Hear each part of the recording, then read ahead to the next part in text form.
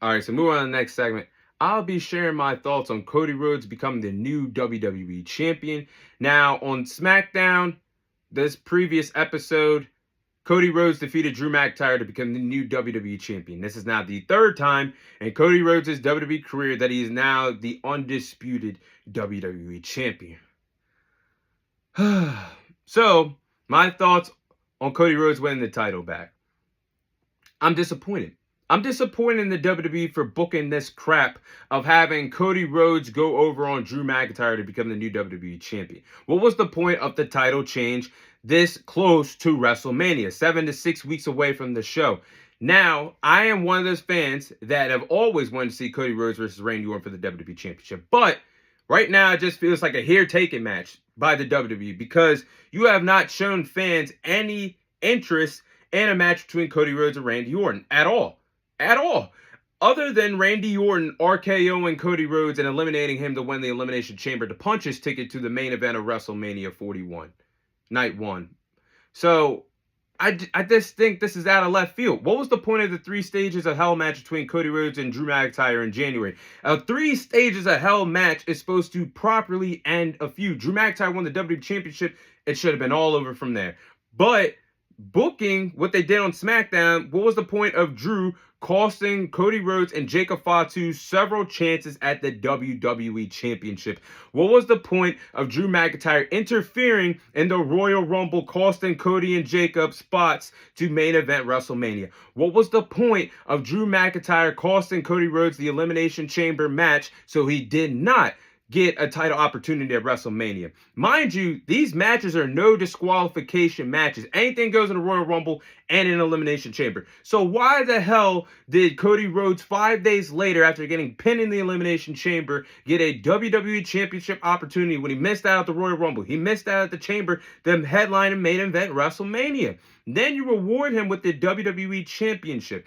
I get Jacob Fatu interfered in the match, but guys, the way how the WWE was booking this from the beginning of January, all roads led to possibly a triple threat match between Drew McIntyre, Cody Rhodes, and Jacob Fatu for the WWE Championship. Those plans are basically done with. And now you're getting Cody Rhodes versus Randy Orton for the WWE Championship, a match again that feels out of left field because it wasn't built up properly. It just feels like a here-take-it match rather than an actual story. Yes, over the years, we've seen Randy Orton stare at the WWE Championship and won it bad off of Cody Rhodes' shoulders. But guys, you have been booking other shit on SmackDown to make fans believe Drew was going to head into WrestleMania with the title and face Cody and Jacob for the title. Now, all those plans basically look like they're scrapped.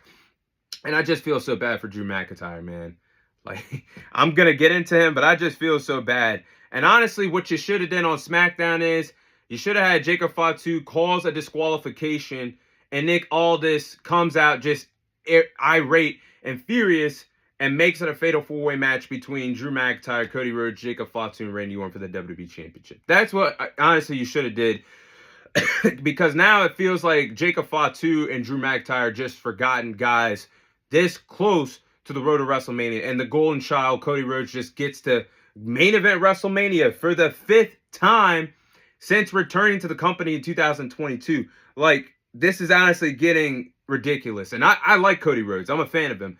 But I can understand fans getting upset with the booking at this point of Cody Rhodes. Because honestly, if you guys were around during the Attitude Era or the PG era, and John Cena is one of my favorite of all time, but Super Cena was pushed down our throats by Vincent Kennedy McMahon booking, now you're getting something similar with Cody Rhodes here. Five WrestleMania main events since returning in 2022 is wild. It doesn't get much crazier than that. It's like the WWE can't have a main event night 1 or night 2 without Cody Rhodes. But man, it's getting crazy. But what's next for Drew McIntyre here? Now this is honestly the hard part.